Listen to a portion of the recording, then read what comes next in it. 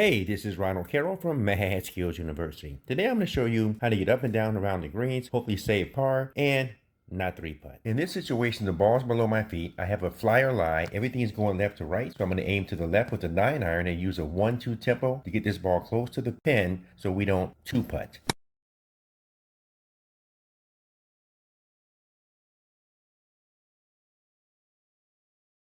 In this situation, I have a pretty decent lie. I'm going to use the slope of the green to try to roll the ball into the hole. No fringe.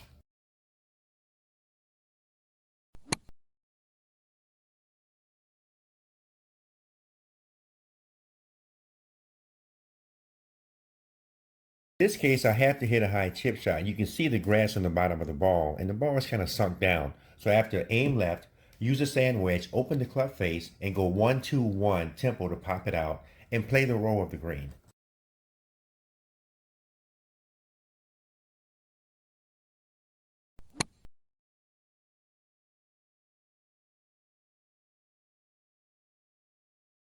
Here's me being really aggressive, trying to put the ball in the hole.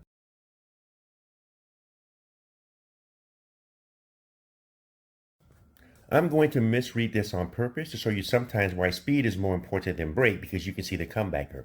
No three putts.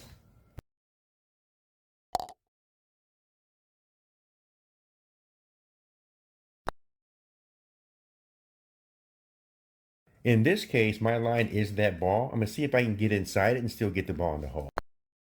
Next time I will do longer putts so you can see how that goes.